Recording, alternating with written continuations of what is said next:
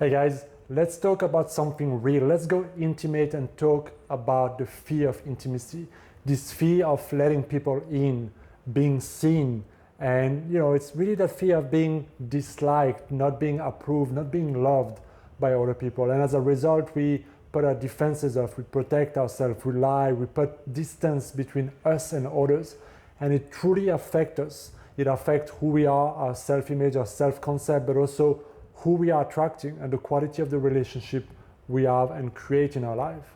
And this is something I see a lot of people have, and it creates this disconnect between you and your true, authentic self. Because when you have this fear, you're constantly being self-conscious about who you are and what you do and what you show to other people and how you appear and how other people see you. And it's constant pressure. And that can lead to a lot of frustration. It can lead to a lot of challenges. It can make you feel lonely. It can give you a hard time to meet people, put distance between you and people, lying, not saying the truth authentically because you don't want to offend other people, you don't want to confront other people, you don't want to be judged by other people. People pleasing, so many patterns of behavior come from this fear of being disliked, being unloved, being judged. But at the root of it, there is shame, there is embarrassment. And that's really what we want to avoid. We want to avoid feeling there's something wrong with me. We want to avoid feeling that fear of shame. And shame is one of the lowest emotions on the scale of consciousness. The challenge is that as long as we're not facing those parts and aspects of ourselves that are creating those defenses and those protections that we have against other people, it creates this distance between us and others. And even though we crave closeness and we want to have that special partner and we want to manifest love and people who love us and cultivate those relationships, if you're not fully able to give that yourself, to yourself and to others, you're going to create that distance. And when people try to get too close, you're going to push them away, or you're going to find something wrong with them, or you're going to lie, or you're going to put all these things up, will come up somewhere, and it will affect your relationship. And in this video, I'm going to give you 3 ways on how to overcome this fear of intimacy, how to go and create truly authentic relationship with yourself and with other people. And trust me, this is critical if you want to not only manifest a special person in your life, but go to a place when you can truly feel connected and share deeply, intimately with other people. But not only sexually or in your relationships, but also with friendship and partnerships around you. So let's have a look at those 3 things. Now, before we go into this, guys, if you're new to this channel or if you're watching this video, thank you for watching. I appreciate you. Please take a moment to like and subscribe and support this channel grow. Now let's go into the video and those 3 ways to overcome your fear of intimacy. Now, first, let's be clear about what creates this block, what creates this fear in the first place. We talk about shame, we talk about not wanting to be embarrassed. So there is this way of us not wanting to be hurt, not wanting to be embarrassed, not wanting to be rejected, right? But ironically, we also have a deep craving, a need almost to feel connected, to feel seen, to feel important, to connect with other people. And so when we disconnect and we have all those barriers up, we want to be seen, but at the same time, we go in so many ways to not be seen or to hide so many things. And because we hide so many parts of us that are unwanted or bad or that makes us look weak or vulnerable, we disconnect from truly being authentic, from truly being ourselves, and from truly being able to connect with other people. Because if you're not fully connected and okay with yourself, how can you expect other people to be fully okay with yourself? You're only going to project your fears, your shame onto other people. Because at first, you have to come to a place where you accept who you are, where you love who you are, even those things, those mistakes, those things that you think are bad, those things that you feel are ugly or unwanted, and come to peace with those aspects of yourself. So we have to come to a place where we are no longer afraid of what will be seen, because we are okay with being seen fully. And one of the things that you can notice on social media about this is that how much we like to portray the good things, how great life is, the wins, and everything's working well, and this is the holiday, and this is that. So people like to show all the good things, right? And we kind of sometimes dabble and we show a little bit of vulnerability, a little bit of failure, a little bit of that, but very rarely do you see that being portrayed on social media. So that reinforced the aspect of us just showing what we think will be liked, what will get a share, what will get some attention. But also notice just how many people are aggressive on a comment section. The trolls, the haters, the doubters, the people who are attacking others for no reason. And this can really fuel our fear of intimacy, our fear of showing ourselves or being weak or being disliked, being disapproved by other people, because it's so readily all around us and it affects us deeply. If we don't have this certainty, this confidence, and this self-esteem between us, other people's word can really attack us deeply. And so we have to come from a different place, a different energy, and that starts between yourself. All right? So here's the first thing you can do to overcome this fear of intimacy. And the first thing I want you to do is to reflect on those two questions. And the first one is, what did you learn about love and intimacy when you were growing up?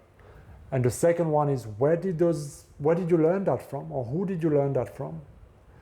This is so important. You may think like, well, how's that relevant, right? But you, when you grow up, absorb everything that you see around you. So how your parents or people around you were showing love, or how they were showing intimacy, greatly affect how you learn what love and intimacy is, how it is expressed, how it is good, how it is bad, and this becomes a blueprint of how you operate. And so as you reflect to maybe how your parents were showing love to each other, or how they were being intimate with each other or not, you can start to reflect on then your relationship later in life and see if you have some of those patterns in your life as well. For example, when I was growing up, my parents rarely show any form of real physical intimacy in their relationship in front of me and my brother, and that's just the way they were. And even though they had maybe a great relationship when we were not there and so on, but in front of us, for whatever reason, they never really showed that kind of affection and physical intimacy. So what I noticed is that growing up, it was very difficult for me to show public affection or public intimacy or to truly connect, because I felt like, maybe it was not good, or maybe I should be embarrassed, or I should be shy in a certain way, right? So I had to overcome those beliefs about intimacy, those learning experience about what love is, and to truly ask myself, what do I want intimacy to be? What do I want love to be? And I had to overcome those programs, that blueprint, so I was able to show up in a different way in my relationships. All right? So I want you to reflect on this first part, because you can uncover a lot of things by looking at how you learn about love and intimacy. The second big ways of overcoming this fear of intimacy is this: be honest with yourself and other people. Very often, what you'll notice is that when you are uncomfortable, when you want to hide something, when you are not fully authentic, you're not fully honest. You sugarcoat things, you avoid being fully honest, you avoid confrontation, you say things that you think other people want to hear, or you just don't say anything so that you don't hurt anybody's feeling, or you don't get rejected. But also because sometimes maybe you're not okay with saying the truth. Maybe you feel like you'll be embarrassed. Maybe you feel like, oh my God, people will judge me, people will not love me. So we lie, we make up story, we appear a different way, we appear who we are not, or what is not the truth in that moment, in order to get approval, validation, and just to get away from maybe feeling the shame and the embarrassment. So make a decision to be honest with yourself, to be honest with other people, to say no when you mean it, to express what's the truth of how you feel, who you are, and what's happening.